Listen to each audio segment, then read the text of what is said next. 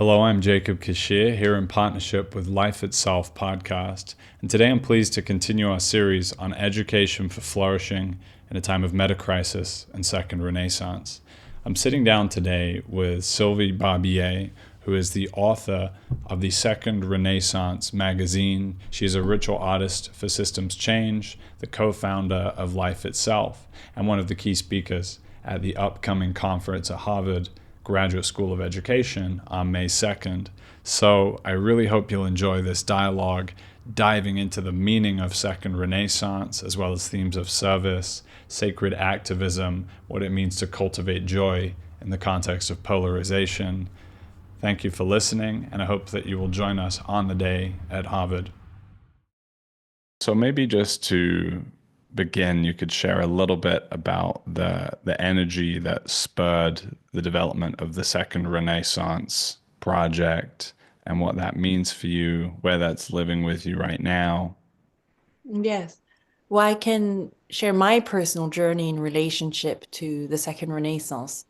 Um, so first, I think a good decade ago, there was already creeping sign of like, things are okay, but like a sense of things could even be better and a different paradigm could be possible because there was already a little creeping sign of like rays of depression, at the time more being the term was climate change versus climate crisis. And so they were already creeping sign and, extremes and on the rise, but not as much as we know. And then obviously 2016, Trump being elected, and then, a bit after COVID, and then the war in Ukraine and the war with Israel. And then rapidly, all these kind of signs of crisis have been exponentially increased. And so for me, that sense of second renaissance was like, ooh, like what seems to be coming heads up is quite overwhelming and pretty major. And when else have humanity faced this level of crisis? And for me was looking at, I was, for me, the point of history and to know one's history was to not repeat the same mistakes or to see was there valuable lessons that we could use today. And so looking at our historical time, while humanity has faces massive systemic change like that in the past. And one of the most recent one was when the first Renaissance appeared, which was the end of feudalism to what we now know as modernity. And the Renaissance was that kind of liminal time, that transition period between these two massive era. And I was like, I think we're probably going into a similar level of change of something as big as moving from feudalism to modernity to something else. And often those moments of change come with great tension, and it could go one way or the other. They're both exciting and terrifying at the same time. In Florence, for example, 1/3 of the population died. So it's not all, we think of Renaissance and those beautiful painting and sculpture, but there was some real turmoil at that time. And at the same time is a rebirth. Renaissance means rebirth. And so there's also that notion of birthing ourselves into a new paradigm. And being an artist, I always had a very strong relationship with that era that was so full of art, that helped us imagine a different world. And so that was first my relationship to that term and be like, oh, we might be living something similar, not the same, but that has some similarities to it. And knowing that our ancestors, human ancestor, had to also go through such strong change and were able to pass through that. Well, we hold the potential to also birth something new, something so new we can't conceive what it looks like, possibly. And finally, the second point was that, well, if we are to kind of like bring forth a new paradigm, so different that it would move beyond capitalism. Our relationship to education would be different. Our relationship to art, parenting, business, everything would be drastically different. One, art plays a huge role because art is that playing with symbols and imagination and our subconscious and the meaning of life and the beauty of life. So there's this kind of alchemist magician dimension that artists can bring and is essential to imagine something different. And two is to make that accessible. We need to make that narrative, that imagination accessible. And artists also have a huge role in bridging different worlds. This world that is yet to become and the world of today. Building bridge for imagination, for beauty, through symbol, through through codes that are deeply ingrained in our subconscious and weaving that together. Beautifully put, Sylvie. Thank you. And I'm reminded of Terence McKenna's quote that, if the artists cannot find the way cannot be found. And that sense that, it is through the artists that like this new future is ultimately forged. The artists are kind of the wayfarers who go forward through imagination and go into these different realms of experience to, in a certain sense, download a future possibility that cannot currently be seen. And I think it's worth presencing that in the absence of that, what we have is like foreclosure and a sense of like terminal Yes, trajectory. And you can really, I don't know how it is for you, but I can certainly feel that in the collective ambiance. Like there is a sense of like, yes. and then, well, disassociate, disconnect, avoid is the natural response to that because there's no hope, right? Yes, is that sense of death. And Renaissance is related to death. You renaître is to die first. And so to be reborn, you first need to die. And so there's the role of both being the priest of a dying age and the midwife of a new age. You hold those two together. And as you say, it's like for me, it's also holding the flame of hope that while winter is coming, while we're descending into having to grieve, to let go of, you know, a way that we knew the world, a way that we knew how things worked, social rules, how things worked. We have to let go of that because that's no longer working. What led us to our great success in the past of, thanks to technology, modernity, rationality, it gave us wonderful fruits. As women, I'm very grateful that has been medical advances, that there's less childbirth mortality. But there's also certain limits that with this ideology of infinite progress also came, the ecological crisis because we have a finite planet. And so, okay, it led us to wonderful things, but it's reached its limit, and we have to grieve for that. And part of grieving is also reinventing ourselves that we can be also well in a different mode of operation. And I love the title of Education for Flourishing. It's not just education for survival. It's not just education to like make do. It's education for human flourishing in this time of crisis. It is also an opportunity for joy and flourishing. It's not just crisis management. Mm. And I wonder almost like, insofar as it is just crisis management, if that's almost insufficient, like if we're just managing the crisis, if we're just thinking about how do we respond to the existential risks at play, but we're not actually having that like upswelling of joy, that process of realization, that movement towards beauty, that we're actually not going to be sufficiently resourced in Yes. order to get where we would like to go. In the Chinese word of crisis, there's two symbols in it, opportunity and danger.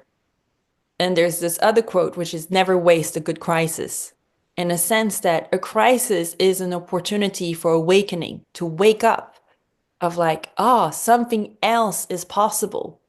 Now, what is that something else? That's a massive question.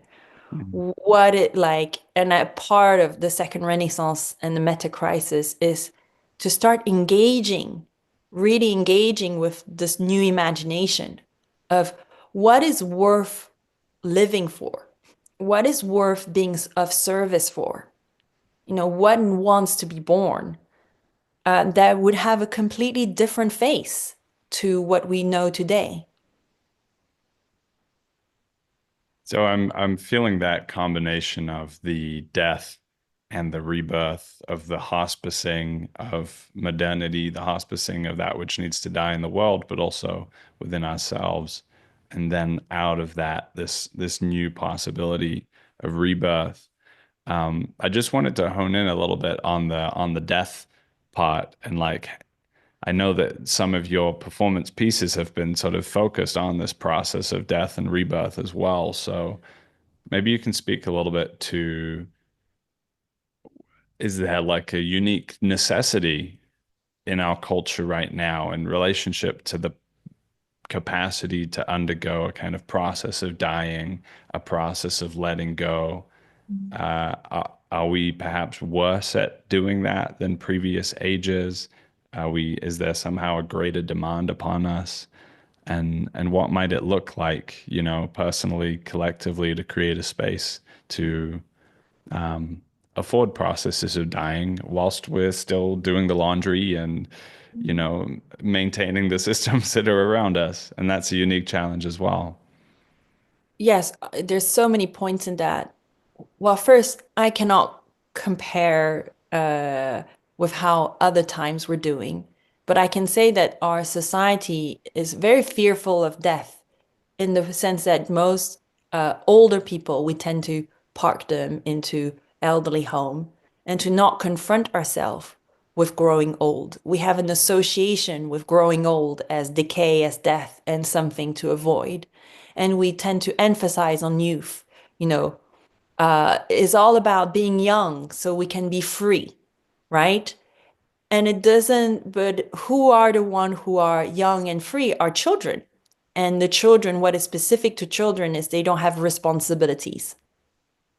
To have lack of responsibility is also having freedom, because if you're responsible, you have less freedom in some kind. But you cannot grow wise without responsibility. To be wise is also based on life experience. It's not just Hmm. a rule. It's like you grow that wisdom through life experience and through responsibilities that you have towards your peers and your community and life itself. And so you can have older people who haven't embraced that dimension of their role as an ancestors. And there's we also see that in Western society, more and more people don't want to have kids, and it's related to not wanting to have responsibility and not wanting to see oneself as an ancestor. And as an ancestor is that you have a responsibility towards the future generation. Now, you have kids or not, you are an ancestor because you are going to transmit, certain things or not. We're going to transmit the planet at a certain state or not. And so, regardless if one chooses to have biological children or not, I think it's a mindset of seeing one as an ancestor and therefore having a different relationship to life and death. Because if you see yourself as an ancestor, you don't relate to yourself as an individual, because that's also related to individuality. It's like, oh, it's about me and my individuality and my life. Whereas if you're an ancestor, you're just doing the job of of receiving something and then transmitting. You're continuing the flow of river. You're one spiral in that river flow that just then transmit what it receive. And so I think therefore it touches to our relationship to life and death, how we relate to ourselves as individual and ourself in time. Um, and I forgot there's different points in your question. And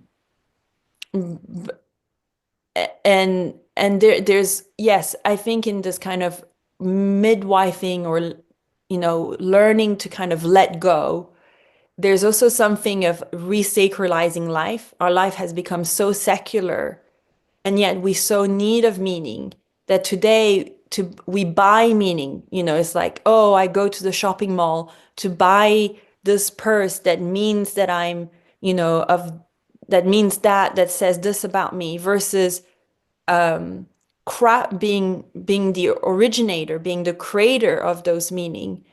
Like you see that, sometime if you go to Paris, you have in the center of Paris, you have this church, a Saint-Eustache church, and right next to it, a shopping mall. And the church is almost empty, and the shopping mall is full. And the shopping mall is this kind of new temple of this era of like so empty of meaning that we keep consuming, buying to kind of fill this void of meaning. And to transition, I think the death of modernity is to also understand that we need to mourn modernity together. We need to grieve together. And human beings have always had quote unquote rituals.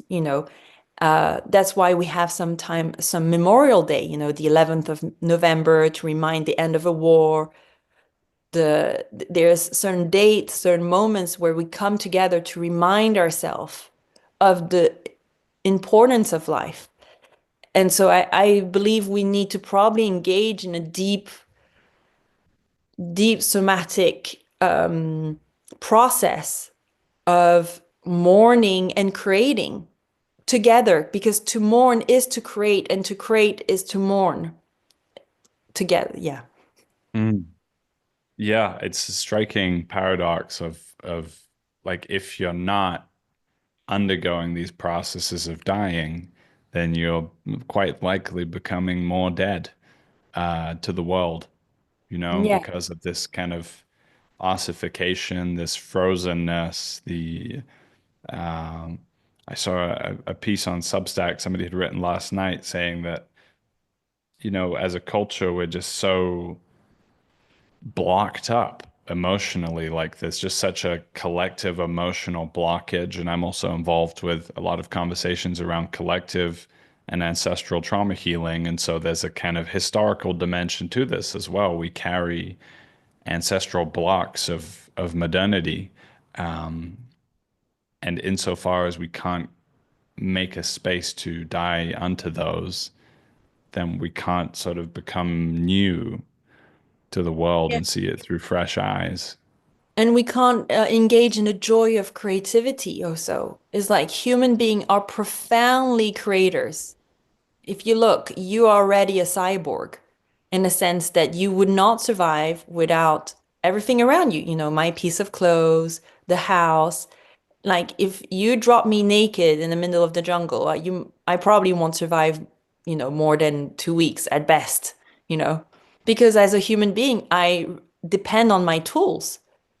Like, so in a way, we're already cyborg. And what is like creating tech is creativity. Human beings are profoundly creative animals that we create tools and we create art. From the old times being, we've always seen there's traces of human beings making art. And yet we think art is a luxury. But no, it's a need.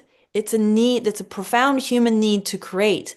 And so, of course, we die if we don't engage with the creative process of making art, of making meaning, of making tools. Now, it's the deep question is at what service? Will the tools own us? And many times in history, we have seen that if we're not mindful of the tools we create, our tools create us in the sense that they shape how we engage socially, they shape us. And so a revolution is in this consciousness and being able to engage consciously in what do I choose to create is mindfulness, is versus who's on the driver's seat. Mm. Um, and we like to think that we're on the driver's seat, but often we're on the passenger seat. I'm just thinking about that very like practically in the context of the digital creator economy, which is how a lot of people are relating to creativity now, is, you can very unconsciously be driven by algorithmic incentive structures, and you can start to create for like what's you can kind of create towards the end of growth or the end of reach or the end of views or something like this. And then there's a sort of a willingness to create from a pure place of inspiration that is almost independent of outcome because it's true to the alchemical process within you. And I wonder if we can draw this again a little closer in connection with the question of education, of like, what are we educating for and towards? And it's so easy to be drawn into a kind of subconscious or just sort of historically received system of what we're educating for and towards and what this is without having that like refreshed analysis of what is driving this, what is the actual inspiration behind this process. And so often people's alienation from education itself is a Mm. consequence of the loss of that kind of living flow, that sense of an inspiration behind it, and it just being, well, let's, do it because I told you to do it, or do it because you need to pass exams, or do it because if you don't do it, you'll be unemployed.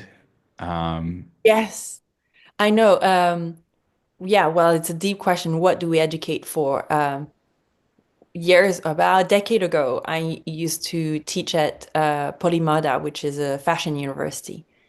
And frankly speaking, I was like, everything I'm teaching you, you can have access in books and on YouTube. You're not like, there's so much information now available. We live in such an abundance of information. It's incredible. And so the question is, why do we go to university? What do we educate ourselves for?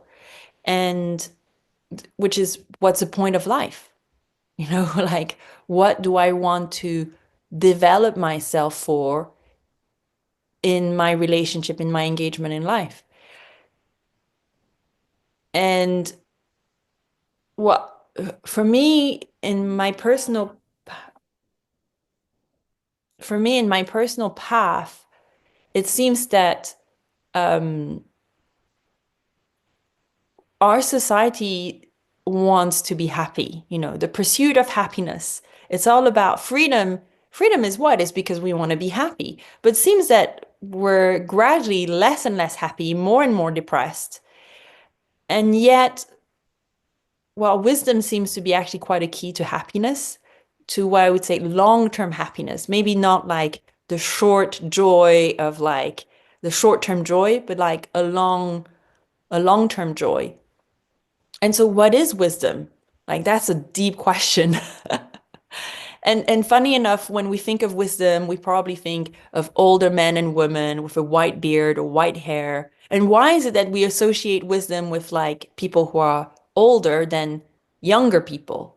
Like there might be that there's something very raw and authentic in children, but we rarely think of children as wise, especially if you spend a little bit of time in playground and you see the level of like fighting that happens with children. There's something beautiful and innocent, but wisdom is a different quality. And why is it attached to something of older people? I think again, it's related to life experience of being able to make choices that are well from oneself and for one's community, long-term choices. And therefore, that can only be validated once you've seen that person able to do good choices throughout their life in the community throughout time, not just a one-off chance.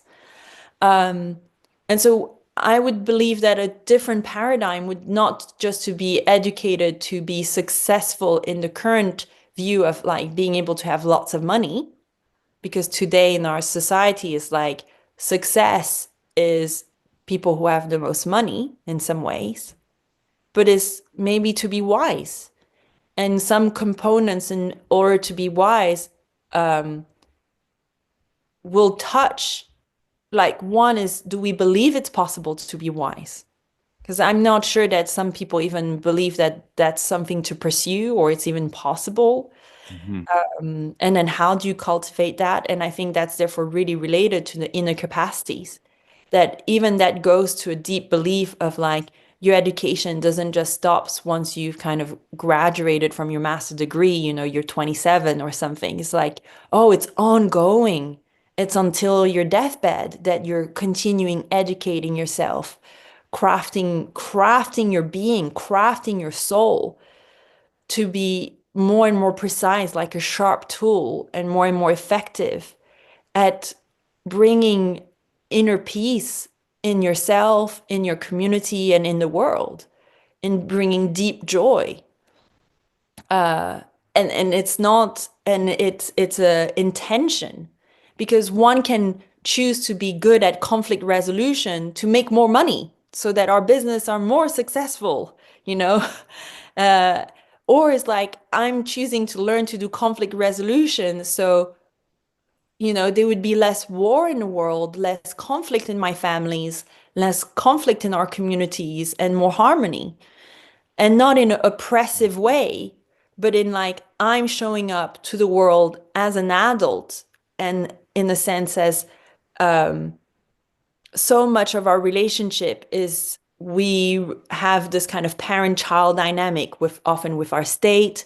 Oh, I do it because you know, there it's either have a benevolent authority figure or oppressive one, or you land in like your parents say you should study so you can get a job and so you have food on your table and you'll be safe. But adult to adult, not because someone told you so, not because you landed in this belief system that that's what you should do, but because you see an opportunity for your, not just for yourself as an individual, but for the world. And that really requires freeing ourselves from and freeing ourselves from this inheritance without that we didn't question, and then being able to integrate and transcend. So not disregard it either, because it's very easy to be in reaction against our past and be like, Mhm. oh, this was just all rubbish. They were so oppressive. I need to cut free from that. But often that's not freedom either. It's being able to see the good and the limitation of each system, and then being able to freely choose away from reactivity those elements. And this is definitely, if we have physical capacities, our inner capacity is I think, a very deep well of potential. I agree. Yeah. I think there was so much richness in what you just said. I just want to reflect back a few pieces that came through. Just on that last point, in the sense that the work of the Wiser, Wailer World, the work of becoming the kind of souls that can address the meta crisis is not just about a kind of future oriented, like, how do we create this new world? It's also working backwards in time as well. And it's equally an ancestral work. It's a work of healing and finding right relationship with that which has come before us, so that we can kind of be these rooted channels, as you say, being ancestors. And I'm also struck by the idea of eldership, and how do we become elders? And there's some beautiful pieces I listened to recently from Michael Meade and Thomas Hubel, where they're talking about the elder not as someone who's distinctly older, because it's possible to be older and not be an elder. And so there's some other quality here, and it's something to do with quality of wisdom. Um, I think Michael Meade and Thomas Hubel both pointed to a sense that the elder sort of has one foot in this world and one foot in the world beyond.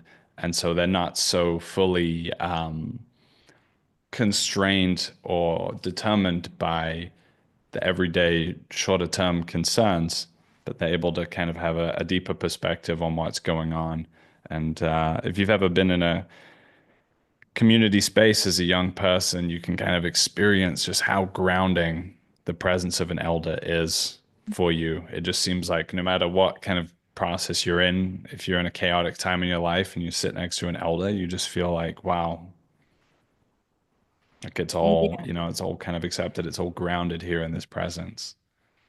Yes. Yes. And but to do that, you have to undo so many belief systems to be like, okay, I want to find an elder and listen and learn. You have to undo so many belief systems, such as, well, for example, developing the inner capacity to know what you really want. That's a really hard one. Like, because like some of the ideology that modernity have is that there's self-determination, that I am a master of my life. And Mm. I don't know for you, but like the more I sit with it, the more I'm like, whoa, it ain't easy to be the master of myself. And to one being able to define what is good, to discern what is good for me and others, not just, oh, that would be beneficial. Why say for me and others? Is that something that is well and truly good for me, but without the detriment of others, that is also good for others? And to discern that is not easy. And secondly, is to be able to act upon it. That's freaking hard. That's very, very hard. Like, I know I shouldn't watch so much screen and movies, that it probably often puts me in a more lethargic place, but it's so difficult. Like, I know I want to lose weight and up, I'm eating the donut. And so the ability to act on to discern and then act is very difficult. And that's why it puts in question the sense of like self-determination, like self-control. Mm. I prefer to say even being the author of oneself. It's not because self-control is that sense of oppression or so, or determination, but even to birth oneself is not easy because you have to deal with so many habit energies, but also how human has evolved to survive. We human beings have not evolved to be happy. We have evolved to survive, and to we haven't evolved to be wise. We've evolved to survive. And so it's very hard to kind of rewire that very deep, evolutional genetic, wire of like, I'm there to survive. And for example, that would to be really anxious is probably very helpful in my survival rate because I'm going to watch out for danger constantly, but it's not going to make it very pleasant as a life experience. I can say that as a quite anxious person by default. I'm like, okay, that has worked out for me. I've survived so far, but it has also come with a serious bummer of like suffering from like anxiety for very irrelevant things. Mm. I'm thinking about that phrase that I hear from Rufus a lot of collective action problem and how this inner work is actually a collective action issue as well, because you can be in the best educational institution in the world, but you may not have the actual architecture in your life to support that inner process that you're speaking to. And that my belief is that's something that cannot be done alone. Fundamentally, it needs to be held in relation, like wisdom needs to be held in relationship with others, self-cultivation held in relationship with others. And so that seems like a key piece of some of what a new education for flourishing social life architecture looks like, is that it's not just I have my classmates, but I have my peers in becoming wise. Um, The other piece that felt really is kind of somewhere in the back here for me and feels like a present but not presenced piece in this conversation is the role of religion and the role of religion as a kind of social architecture that was, in some respects, transmitting values and transmitting value and transmitting how to live in a certain respect wisely in a way that didn't require people to necessarily go out on a big quest, but in a way that was kind of instantiated through the whole of life. And we were talking earlier about, the way that medieval European life was governed, the different pace of life, and so on. Like at the center of all of those places is a church, and the bells ringing is kind of governing temporality in a very significant way as well. So I wonder where you're at with this, Sylvie, and how you're holding like where is the presence of religion, whether it be kind of the religions we've inherited and the kind of rejuvenation or an integration of those, or whether it's about innovation of um, like new religious contexts and what that Yeah. can mean. Yes. Well, I think because we're experiencing a crisis, you do see that people are re-engaging in religion more, that church are becoming more full because we're in this meaning crisis. Um, and actually, currently, I'm working on the second issue of the Second Renaissance magazine, which is around mythos and is what is our relationship with those stories. And religion have stories. Um, and I think therefore, what would be new stories that will help us carry through into this different future? But then if you think of that, then it touches to the point of like, okay, editing, what might need to be taken out, what might need to be added. And then it touched to our relationship to the sacred, which is that shouldn't be touched because it has the essence in it. And then it goes to what is the essence of that sacred test. And so it's a very deep inquiry. And I think religion plays an absolute role. And I would distinguish religion from spirituality. I would say that, more and more people now say, oh, I'm spiritual, I have a spiritual practice, which I would define spirituality as an individual practice. It's me and this practice that helps me be connected more to God or the cosmos or universe, however one wants to name it. But it's an individual practice. Whereas religion is a collective practice, is we're practicing together. We have a value system together that helps us, binds us, and experience something bigger than ourselves. And that touches a collective action problem. In the sense that in modernity that has pushed to the extreme of individuality, while we do need religion will play an important role to also believe in something bigger than ourselves, to also give our life to something bigger than ourselves. And I feel that some of the crisis we see also politically, where young people in elite schools and universities no longer go in public service, but go in the private sectors, is that it's now being of service, giving your life to something bigger than yourself is not an action that is so as taken because we're out to believe that you as an individual, you're the most important thing. So why would you dedicate yourself to something bigger than yourself if you, who you are, is the most important thing? And that's why we're facing also some of the challenges. The most brilliant people is no longer seen as prestigious to be a civil servant, to give yourself to something bigger than yourself, to your community, to the state, to a religious call. And yet the climate crisis, to face the climate crisis, we have to give our life to something bigger than ourselves because it's so big. It's so overwhelming. And so with secularity, the ego became God. It's like your life is the most important thing. But therefore, it will hitting a real like dead end because the level of activism has to be also related to something spiritual and religious, of like the level of like dedication.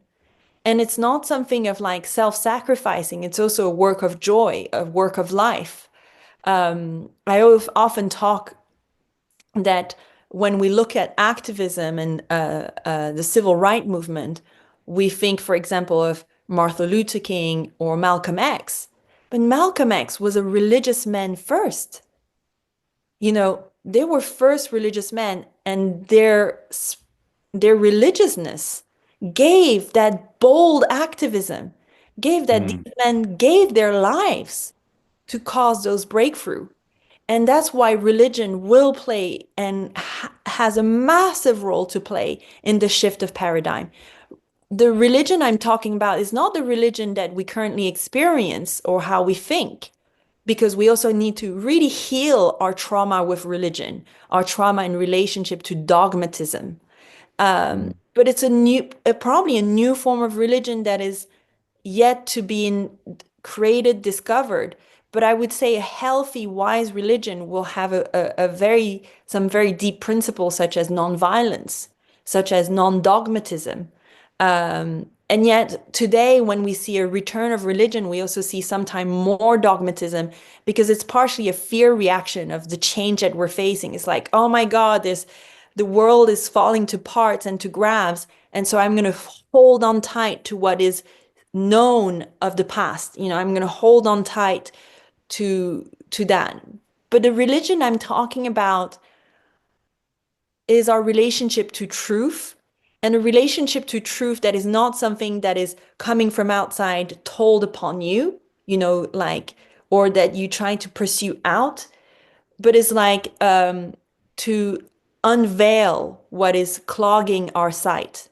Is, you know, one access to truth is also to remove all the layers that are clogging our sight to see the truth versus a truth that is kind of like given to you as something to believe on, or a truth that you project out to pursue outside of yourself. Is an act of removing anything that is in the way to see what is has always been there.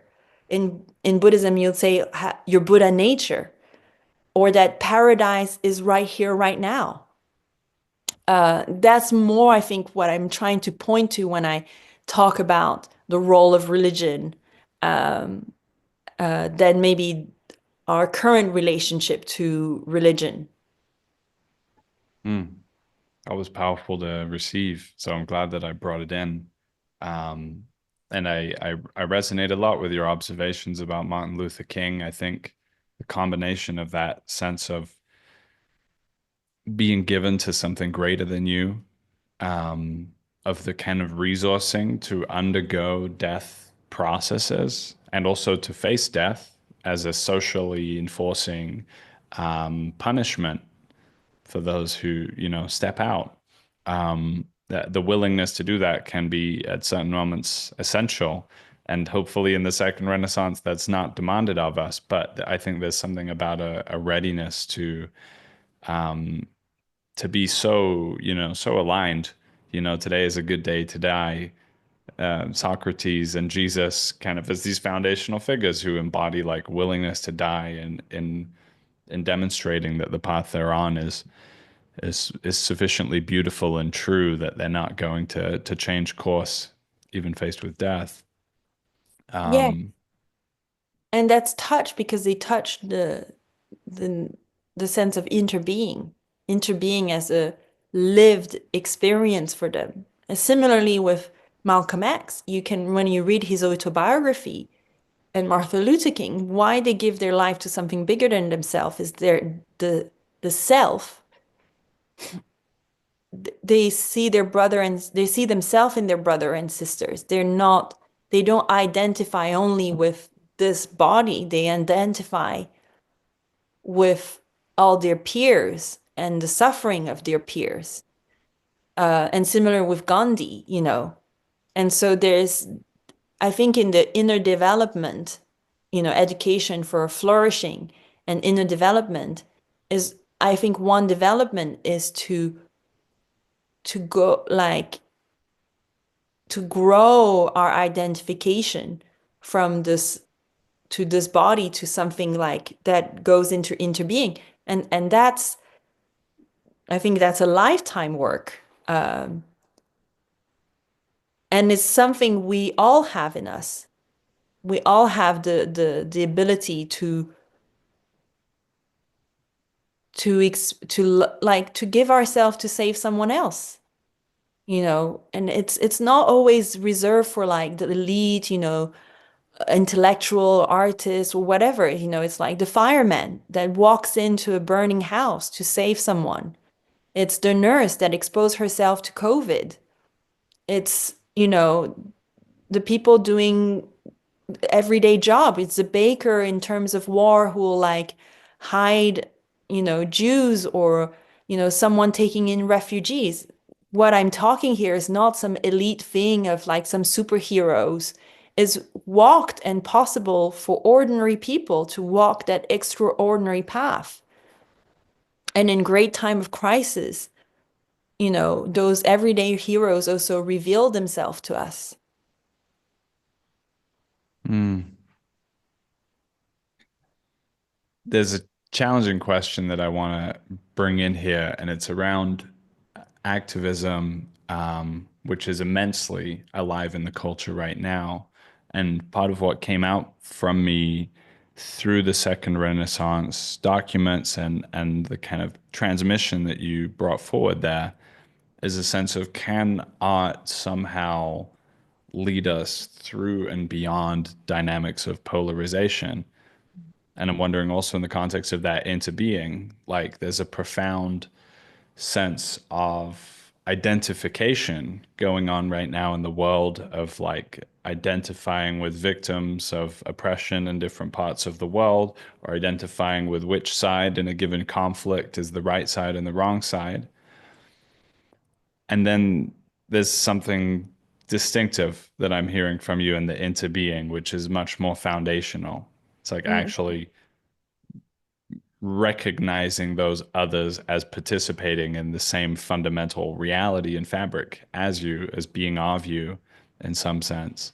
And so how does the grammar of a second renaissance like begin to, like, is it a transcendence? Is it going down and in? Are we going through? And how does it, that there's obviously the skill to Yeah. hold polarization itself is kind of becoming existentially important, because without that, the very fabric of society just fragments before us and we can't even have conversation and connection. Yes. Well, I think it's so first activism, and there's the word act in it. So there's a sense of ability to act. But again, it's like where do you act from and what do you act for? And so you can imagine. So I believe, I hope in this transition of between paradigm, between times, there would be a lot of activism. We need a lot of activism, but we probably need a different relationship into how we act and where we act from. And that's where the inner work plays a massive role of like our ability to act effectively has also to do with our self-understanding. Where do I am acting from? Where is that anger coming from? How do I relate to quote unquote my opponent? You can be just for myself, if so I'm half French and half Taiwanese.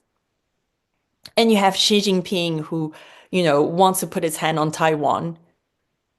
And I can other him in the sense that he's just a terrible man and, put in externality. Or I can also still be like, I really disagree with his approach. And I can also understand him. Understand does not mean agreeing. It just means that I understand where he comes from. I can also have empathy and compassion, but that does not mean I'm going to be willing to kind of like do nothing about it. And so I think it's so easy in activism to dehumanize the other, to take away the human being, because it's also then taking away our responsibility in how we show up. And it has been also, it's so easy because partially that's a message that we've been given in terms of uh, conflict resolution. Most of, if you look in your childhood, most of the thing where you're told how to resolve conflict is through killing, shoot the opponent, or war, or humiliation. There's not a lot of like been shown that you can resolve conflict through peace, and it's actually much harder. Of like, in films you see them like shooting at each other. You don't see that they sat in a meeting for like 3 weeks onward and talked and talk and talk so that they don't have war, because that would be a boring film, right? Like, but actually that's where the magic is, to the how many lives they saved, to not give to the impulse of wanting to harm one another.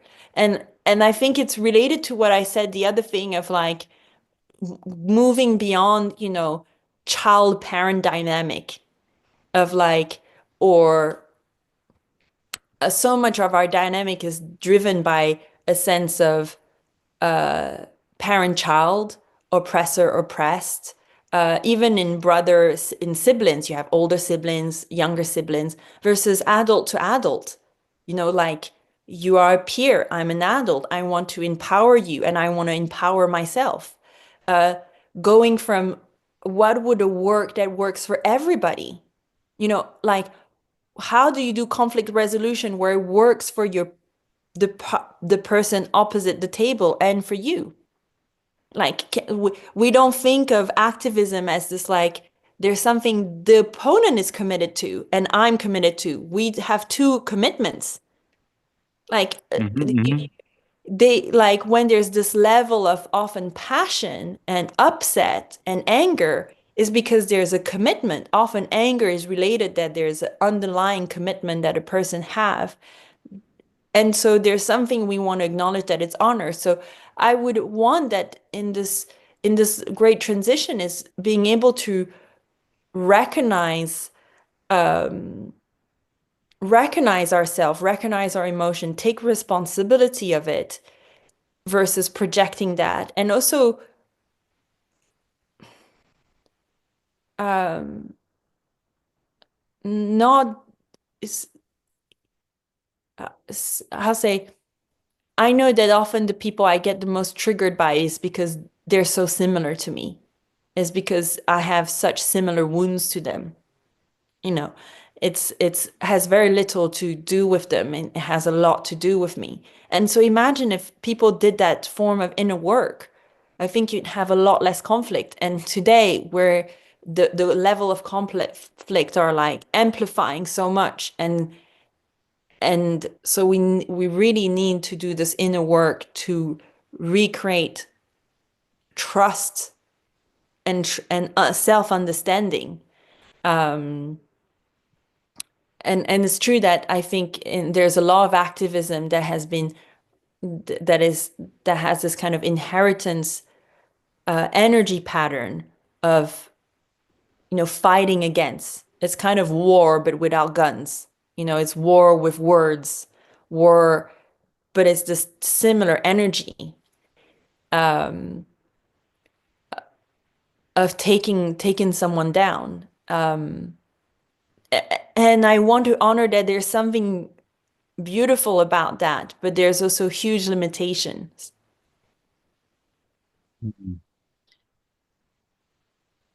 It's a deep one because in Buddhism you have this set, like, I think one key thing is non-violence.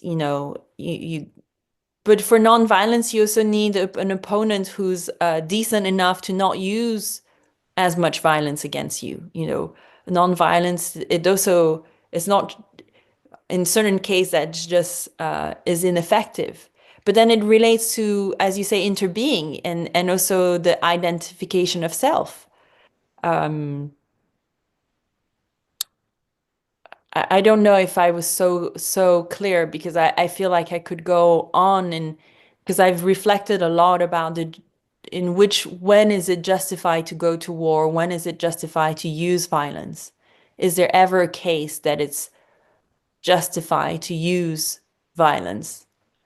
Not just justify, because there's many justification, but that is wise to use violence. Mm.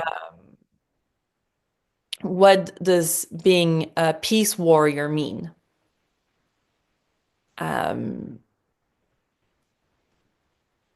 I think so much of the external suffering that are caused in the world is partially because the first war is an inner war, that we need to do a lot of peace and reconciliation inside of us to be able to engage in actual peace work.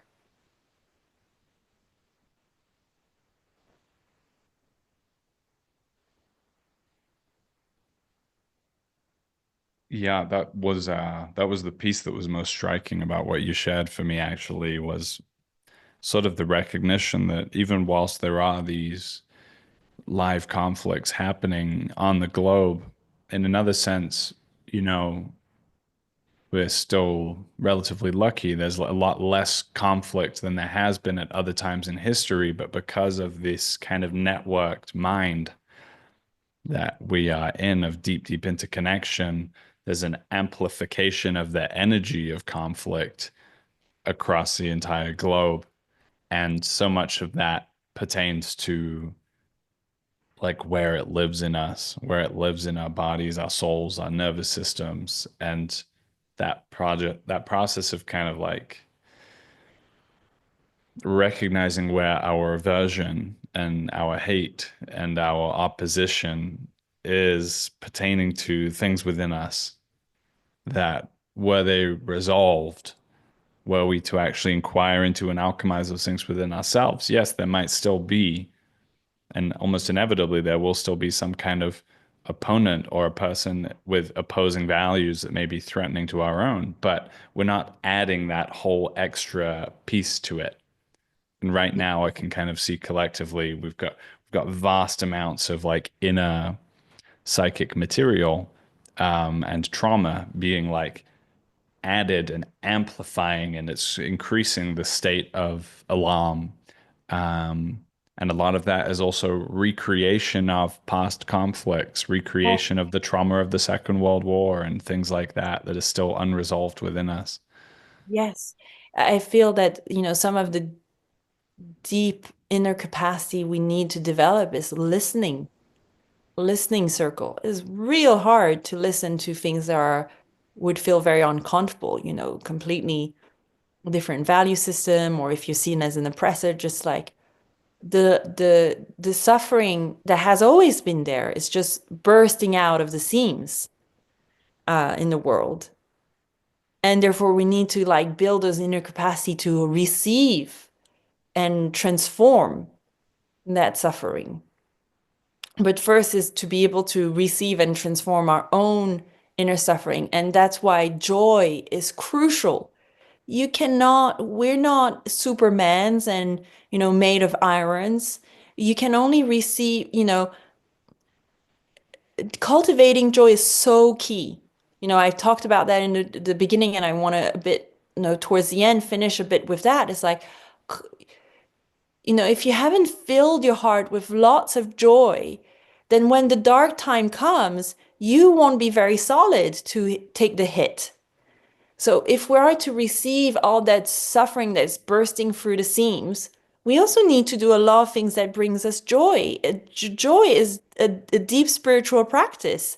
And when I talk about joy, I'm not saying like drug, sex, and rock and roll. That's not what I mean. That's often escapism to run away from suffering. It's like, oh, relationship that puts real warmth in your heart, a whatever is going to bring joy to that person, but deep joy. That's what I mean. And that's a real spiritual work.